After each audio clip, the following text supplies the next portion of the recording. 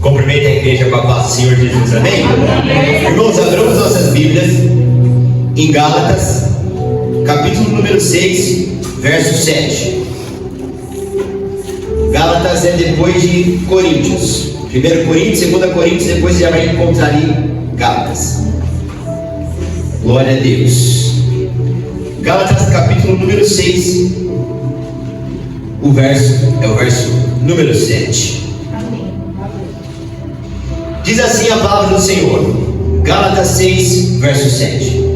Não erreis, Deus não se deixa escarnecer, porque tudo o que o homem semear, isso também ceifará. Amém? Pode tomar o seu lugar em nome de Jesus.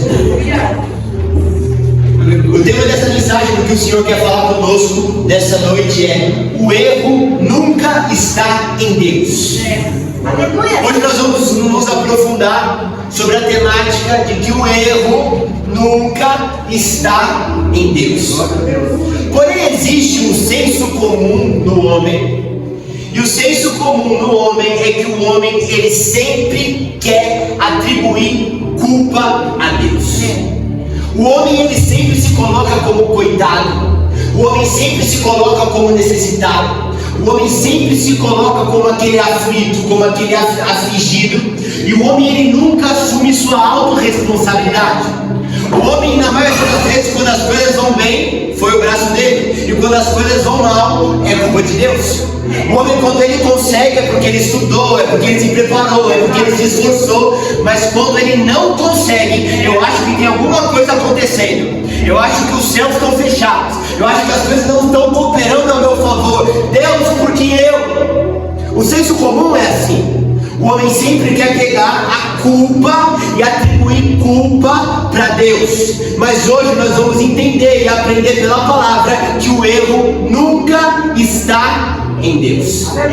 Quando a gente começa a olhar a palavra do Senhor, a palavra nos mostra em Hebreus 13:8 que Deus não muda. Ele é o mesmo ontem, hoje e ele vai ser para sempre. A palavra do Senhor em Gênesis 1:31 diz que tudo o que ele faz é bom. A Bíblia fala que tudo que nós vemos, tudo que está preparado, tudo que tem aqui nesse firmamento da terra, nos céus, debaixo dos céus, os mares, os animais, o ser humano, tudo foi ele que fez. Em quanto tempo? Em milênios? Em 6 dias. Aleluia. Ele é tão poderoso, ele é tão glorioso, ele é tão bom, que no 7º dia, depois de ter feito tudo, ele tirou o descanso. Aí o homem, cheio de falha, cheio de fraqueza, cheio de pecado, quer atribuir culpa para Deus. Quando o homem atribui culpa para Deus, ele está falando que Deus errou. Quando ele atribui culpa a Deus, quando ele responsabiliza Deus, ele está falando que Deus deixou algo fora do controle, que Deus deixou algo fora do lugar, que Deus deixou algo do jeito que não deveria estar. Aleluia. Muitas pessoas acabam caindo na loucura de falar: por que eu? Por que isso está acontecendo comigo? Eu sou tão bom. Por que isso está acontecendo comigo? Eu sou tão justo. Por que isso está acontecendo comigo? Eu vejo todo mundo indo bem, a minha vida está indo mal. Peraí, Deus, por que eu? Que loucura é essa? Meu Deus. A gente tem que entender, a nossa ficha tem que cair, que o erro nunca dá com ele. Em Gálatas 6:7 diz assim: não erreis, ou seja, se é não erreis, é porque tem grande chance de nós errarmos.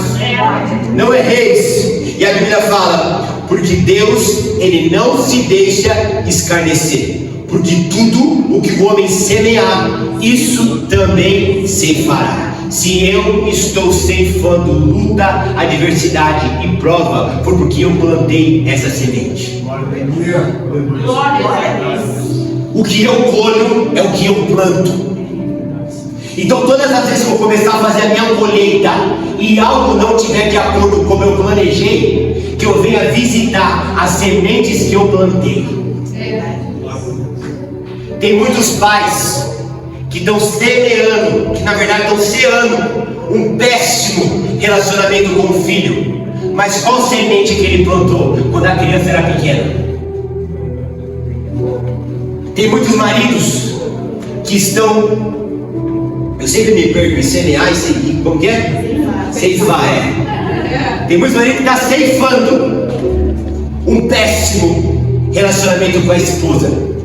Mas qual semente que ele plantou? Tem muitos empresários que hoje falam: por que eu? Por que a Polícia Federal está batendo na minha porta? Mas e qual a plantinha? Qual a semente que ele semeou? De sonegação de imposto.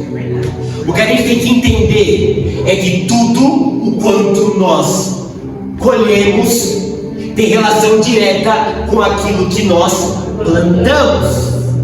E isso é físico e isso é espiritual. Então nós nunca podemos cair na loucura de atribuir culpa alguma para Deus. Nós não podemos cair na loucura de atribuir erro ou engano nenhum para Deus. Olha o que a Bíblia nos mostra em Tiago 1,17: toda boa dádiva e todo dom perfeito vem do alto, descendo do Pai das luzes, em quem não há mudança e nem sombra de variação. Esse texto de Tiago 1,17 está falando que toda boa dádiva e todo dom perfeito vem do alto, descendo de Deus, ou seja, dele só vem coisa boa, dele só vem coisas excelentes, dele só vem aquilo que é perfeito. Então como que eu posso olhar para uma luta e uma prova que eu estou passando na minha vida hoje e achar que isso, a semente, veio dele? Não, veio de algo que eu plantei. Deus, ele é justo, irmã Kelly. Se você com Deus plantar banana, você vai colher banana. Com Deus, se você plantar maçã, você vai colher maçã. Mas se você plantar pecado, você vai colher tempestade. Se você plantar desobediência, rebeldia, você vai colher repreensão. E aí você está plantando rebeldia, plantando pecado, plantando vida torta. Na hora que chega a colheita da luz e da prova, você fala: Deus, por que eu? Engraçado é que na hora de dar as cabeçadas da vida, a gente não pede nenhuma opinião para Deus. Quer fazer do nosso jeito. A gente quer plantar, quer semear, quer fazer na carne, quer fazer no pecado, quer fazer na rebeldia, quer fazer do nosso jeito. Só que a Bíblia fala: não erreis. Deus não se deixa escarnecer, porque aquilo que o homem plantar, isso ele vai colher. Ou seja, se eu decidir voluntariamente dar o meu jeitinho de sair da presença e ir fazer do meu jeito, ele não se deixa escarnecer, eu vou colher. O que nós devemos nos atentar é que nós devemos assumir diante de Deus a nossa responsabilidade. Porque até mesmo aquele homem que ele era íntegro, reto, temente a Deus e que se desviava do mal, o Jó, quando a gente olha para a vida dele, ele estava 1000 anos luz de santidade na frente de nós. Só que ele, quando estava passando pela luta e pela prova, não atribuiu a Deus culpa alguma. Não porque ele era bonzinho, mas porque ele sabia o que tinha dentro dele. A Bíblia fala que Deus fez tudo aquilo, e no final do livro, Jó falou: eu te conhecia só de te ouvir falar, mas hoje os meus olhos te veem. No momento da maior aflição dele, Deus chama ele e fala assim: senta aqui que a gente vai conversar agora. Aonde você estava quando isso eu estava fazendo? Aonde você estava quando isso eu estava fazendo? Aonde você estava? Ou seja, quem é você, rapaz? E é isso que ele fala para mim, e é isso que ele fala para você. Quem é você para querer questionar? Quem é você para querer estralar a linguinha? Que a gente está sempre estralando língua.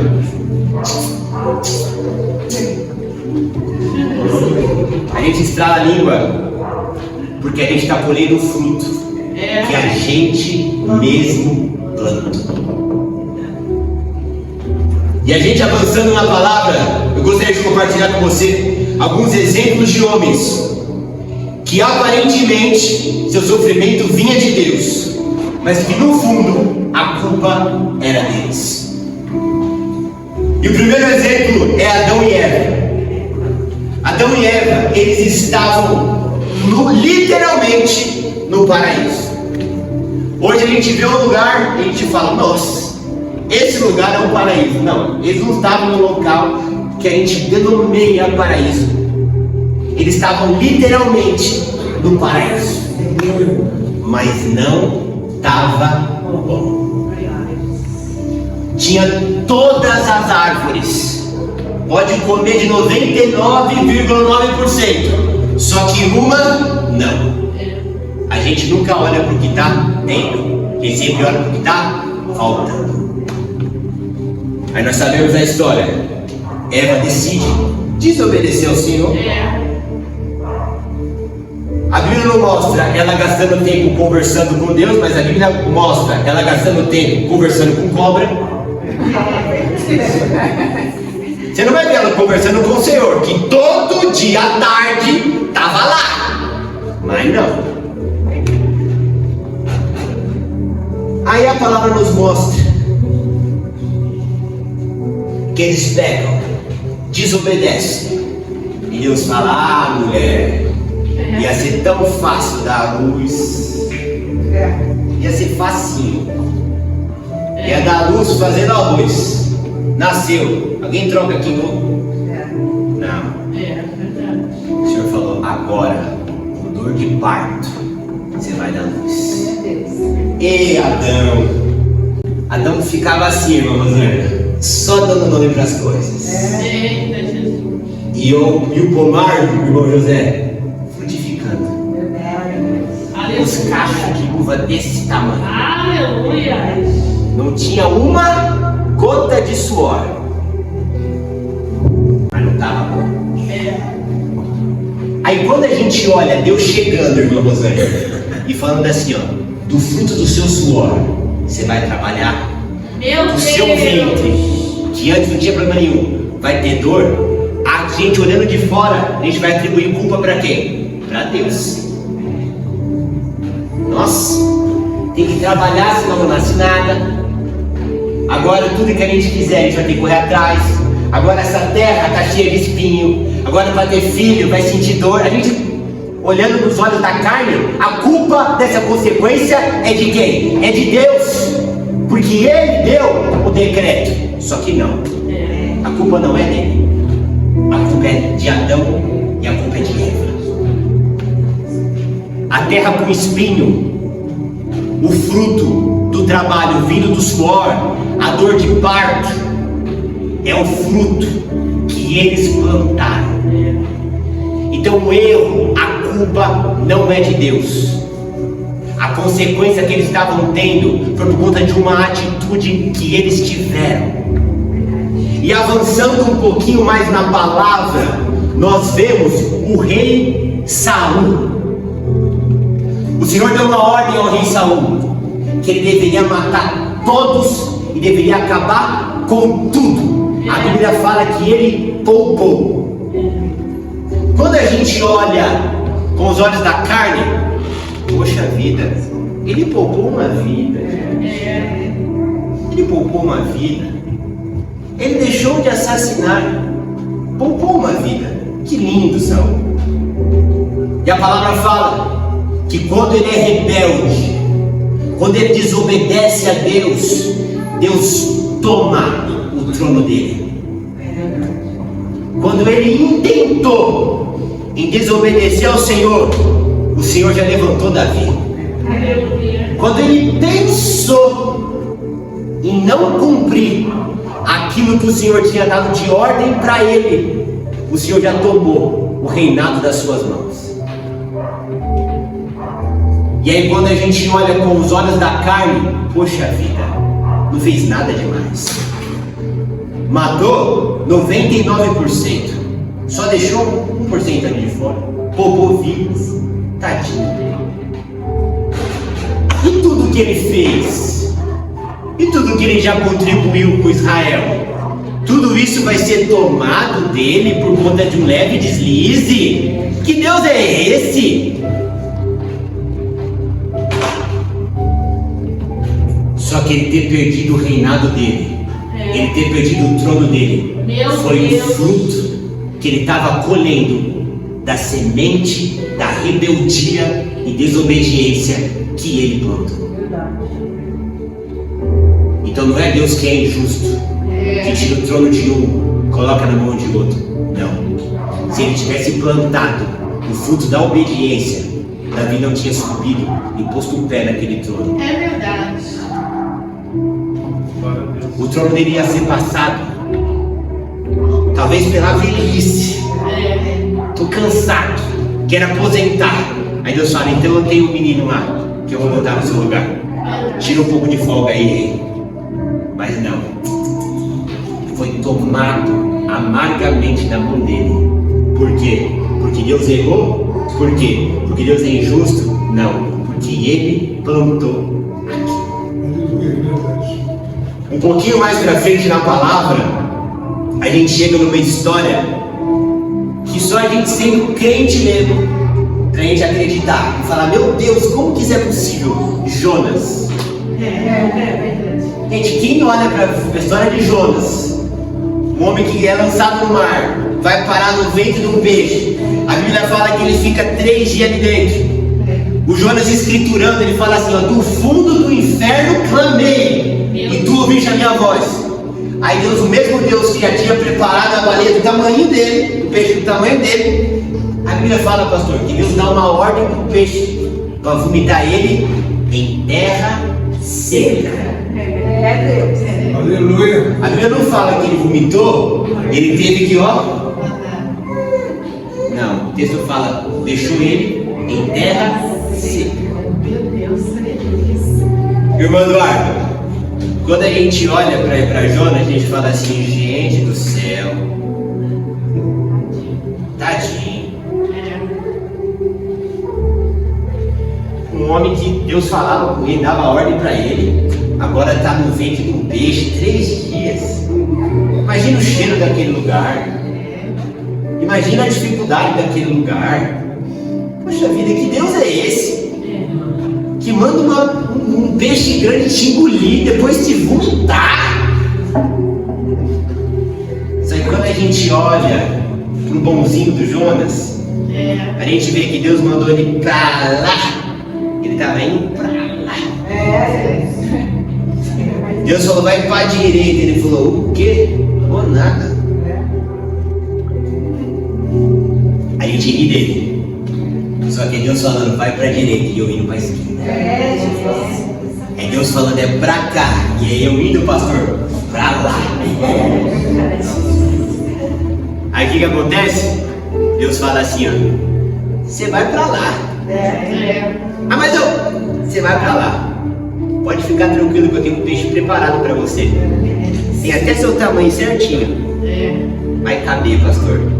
Se não couber, vai caber. Meu Deus. E ele bota lá dentro. Senhor.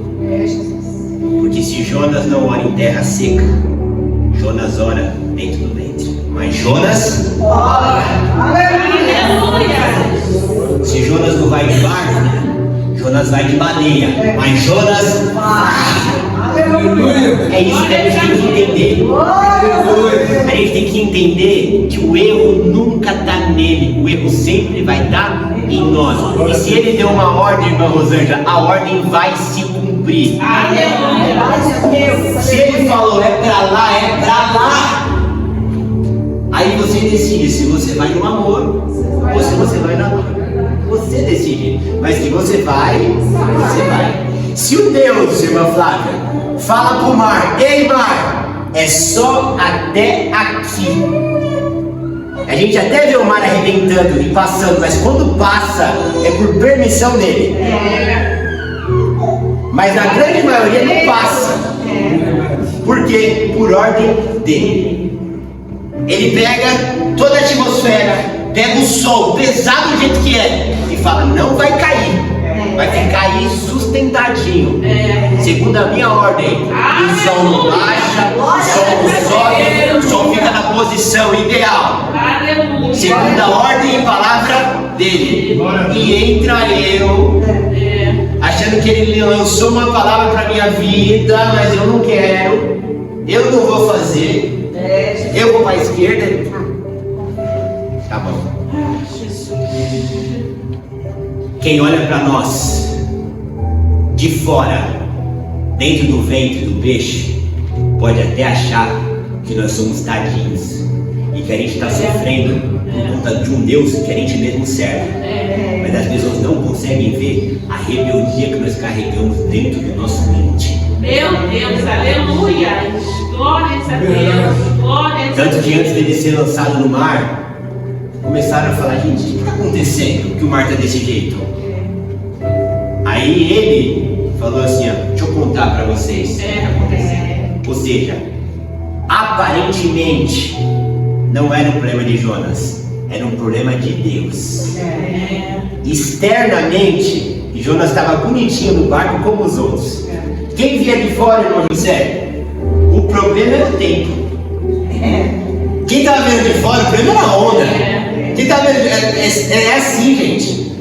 É o povo querendo culpar Deus, querendo culpar o tempo, querendo culpar a onda, querendo culpar o mar. Mas ninguém sabe, pastor, que o bonitinho que está quietinho ali no barco está com a vida toda desconcertada. E se não bastasse essa onda pegar ele, está pegando quem está no barco junto. Só que graças a Deus, que ele no meio de toda a loucura dele, ele ainda foi homem para falar, a culpa é minha, me joga na água.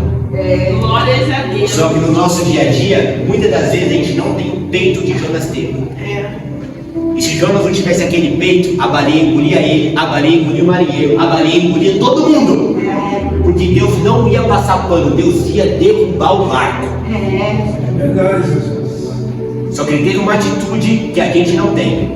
E aí a gente entra nas tempestades que a gente plantou, leva filho junto, leva marido junto, leva sócio junto, leva tudo junto. Vamos avançar. A gente olha Davi, um homem segundo o coração de Deus, um homem que de frente para aquele exército de Israel, chega um jovem, bate no peito e fala, quem é esse circunciso filisteu para enfrentar o exército de Deus vivo? Pega 3 pedras, não é porque ele achou que ele ia errar. Se você estudava lá, tinha 3 gigantes. Ele falou, não vou errar, é uma para cada um, é uma para cada cabeça. Que fé é essa? Que jovem é esse? Só que a Bíblia nos mostra que em determinado momento ele quis semear algo que não era de Deus. Só que a Bíblia fala o que onde a gente deu? Não erreis. Deus não se deixa escarnecer. O que o homem plantar, ele vai colher. Deus não olha que é Davi. Deus não olha que é profeta. Deus não olha que é pastor. Deus não olha que é esposa de pastor. Deus não olha nada. O que planta, colhe. Aí nós vemos Davi peca, faz o que ele faz, que todos nós conhecemos, planta aquela semente. A palavra fala que ele se coloca diante de Deus, ele chora, ele jejua, ele clama, ele se rasga, ele clama a Deus por aquele filho. O que Deus faz? Leva. O nosso problema é que a gente primeiro coloca o filho na mulher do outro e depois quer jejuar. Nosso problema é que a gente comete o erro, a falha, manda matar, faz tudo que tem que fazer e depois quer fazer campanha. Meu Deus. E acha que Deus vai livrar a gente por causa daquela campanha do fruto que eu plantei do pecado e rebeldia. Olha que loucura! Aí a gente fala, mas eu estava jejuando, eu estava subindo, estava lendo a Bíblia, estava indo para a igreja, fiz uma campanha por causa daquele problema, Deus não resolveu o problema e ainda matou a criança. pera lá, essa criança foi gerada com qual semente? Semente do pecado lá de trás. Então pode fazer campanha, Davi. Pode subir monte, Davi. Pode orar 1 ano, 3 horas da manhã, Davi. Essa semente é da onde? Pecado. Não erreis. Deus não se deixa enganar. Aquilo que o homem plantar, ele vai colher. Pode fazer jejum, pode fazer oração. Essa criança não vive. Gente, a gente entender isso, a nossa vida com Deus, ela começa a andar, a galopar. Porque às vezes, irmã Kelly, a gente quer fazer campanha para restaurar um filho. E quando eu digo filho, eu digo todas as áreas da nossa vida que a gente deu à luz no pecado. E a gente faz campanha, irmã Kelly, para Deus salvar aquele fruto do pecado. Ei, Deus não tem parte com o pecado. Não tem parte. Porque se Deus dá um jeito no filho do fruto do pecado, ele não é justo. Então ele leva. Ah, mas essa oração que eu fiz, essa campanha que eu fiz, esse jejum que eu fiz, jogou fora? Não. Porque a Bíblia fala que Deus mata a semente do pecado. Depois, na mesma noite, Davi se deita com aquela mulher e nasce um outro grande homem de Deus. É concebido naquela mesma noite. Aleluia, O que a gente aprende com isso? Fruto de pecado, Deus mata. E se você fizer campanha para Deus restaurar áreas que você se envolveu no pecado, Deus não vai resolver isso aí. Deus vai deixar o barco afundar. Mas ele pega essa campanha, irmão Osmar, e ele fala: essa semente aqui tá boa, a gente mata. Mas eu recebi a campanha e vou te dar uma semente nova da fé que vai germinar. É Davi plantando o pecado com aquela mulher, a criança ficando doente, ele fazendo oração, Deus mata.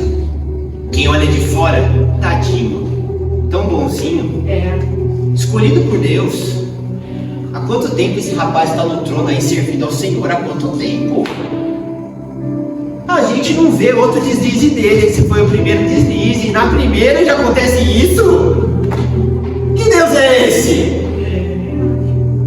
Não vos enganeis, Deus não se deixa escarnecer. Pode plantar, isso não vai colher. Ele não fez campanha, ele era crente. Ele fez um propósito, ele era cristão. Quem olha de fora, o erro não estava nele, o erro estava em Deus. Os criados, irmã Laura, não tiveram coragem de dar notícia. Se você ler o texto, pastor Sérgio, os criados chegaram de longe e falaram assim: se esse homem não estava comendo quando a criança estava viva, o que ele vai fazer agora que a criança morreu? Pelo burburinho de longe, ele falou: o que é? Pode falar. Não viveu, né? Não. Aí ele tem uma atitude que surpreende a todos. É verdade. E é isso que Deus quer te ensinar nessa noite. Aleluia! Glória a Deus. Talvez Deus te trouxe aqui para você escutar isso hoje. Toda vez que Deus botar um ponto final, não volta para o luto, se levanta para a festa. Deus botou um ponto final naquela criança. Aqueles criados falaram: vai voltar para o luto. Ele não. Se levantou, trocou de roupa, se lavou, comeu, se deitou com a mulher na mesma noite e ela, concebeu. A gente tem que entender: o que a gente planta, a gente colhe.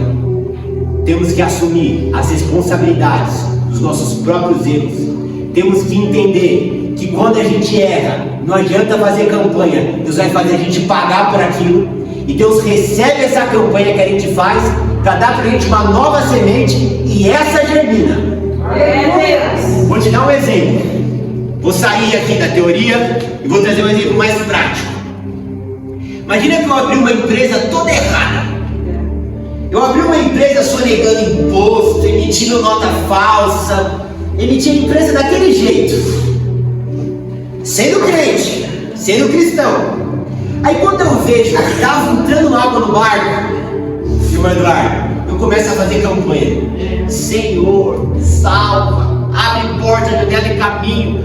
Senhor é o Rei dos Reis, Senhor dos Senhores. Deus olha e fala assim, ó, eu não tenho sociedade com essa empresa, filho. Você pode fazer campanha, você pode enjoar, uma empresa que soneca imposto. Se eu fechar com essa empresa, eu estou indo contra isso. Aí você está lá fazendo campanha, Deus fala assim, ó, deixa quebrar. Aí você quebra, fica devendo. Aí Deus fala assim, ó, agora volta a fazer campanha, que eu vou te fazer abrir um CNPJ novo. Esse pagando tudo em dia. Aleluia. Esse comigo de sócio. Esse comigo na frente dela. Glórias a Deus. É o que aconteceu com Davi. Ele perdeu o CPF no pecado, mas Deus deu para ele um novo CPF na fé. Aleluia. Avançando, a gente está caminhando para o final já. Glórias a Deus. O próximo exemplo, irmãos, é o povo de Israel. Nós vemos um povo clamando e Deus escutando. Deus fala assim, opa, subiu até os meus ouvidos o clamor deles. Vou levar eles para a terra que mana leite e mel. Aí nós vemos Deus fazendo tudo que fez, as pragas do Egito, abrindo o mar, fazendo de tudo pelo povo. Colocou eles na trajetória para chegar na terra prometida. E eles começaram com o quê? Com murmuração. Números 14, 11 diz assim, ó, até quando, gente, imagina, Deus, até quando me provocará esse povo? Vocês imaginam? Eles tiraram Deus do sério. Porque se a gente for pensar na pessoa mais paciente do mundo, essa pessoa não chega aos pés de Deus. É verdade. Então imagina o nível de paciência que Deus tem, e que o povo, que somos nós, fazemos ele perder essa paciência, poder falar assim, até quando vocês vão me provocar? A palavra fala que o caminho era pertinho, a terra que mana leite e mel era logo ali, só que Deus sabia da dureza do coração deles. Aí Deus levou eles para um caminho mais longo. É Bíblia isso. Deus levou eles para um caminho mais longo, porque sabia que se fosse pelo caminho mais curto, eles ia voltar para trás. Aí Deus dá uma rota por conta do coração deles mais difícil. Aí o povo estava culpando Deus por conta da rota mais difícil. Só que a rota mais difícil era por conta do coração deles. Não erreis. Deus não se deixa escarnecer. Aquilo que o homem plantar, isso ele vai colher. O povo semeou diante de Deus um coração duro. Colheu o quê? Um caminho longo. Aí o povo, nesse caminho longo, semeou diante de Deus rebeldia e boca dura. Colheu o quê? A não entrada na terra prometida, mas a morte naquele deserto. Quem olha de fora, imagina os egípcios olhando de fora. Que Deus é esse? Porque fez o que tinha que fazer aqui, mandou todas as pragas, matou os primogênitos, acabou com o nosso país, abriu o mar, matou nossos soldados. Porque se Deus disse que eles iam chegar na terra prometida, já faz mais de 40 anos, se você for lá no meio do deserto, você vai topar com eles.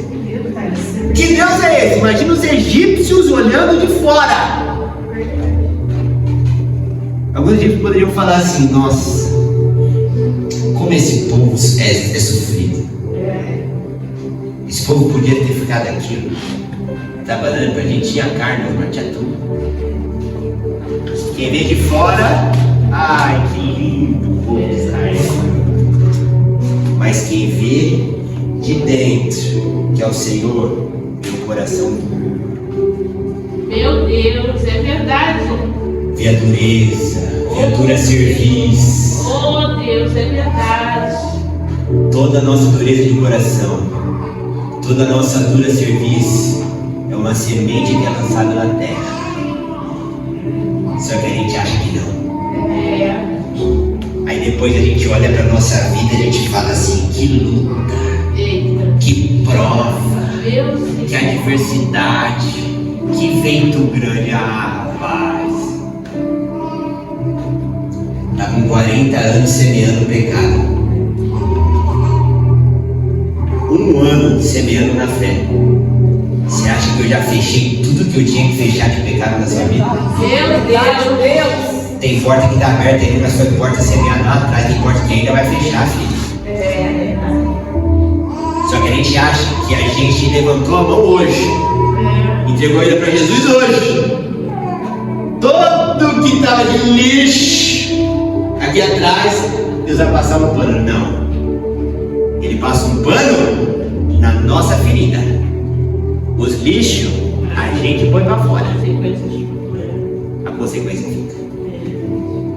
Então, quando a gente chora porque está passando por luta e por diversidade, não venha virar o seu coração contra Deus, não.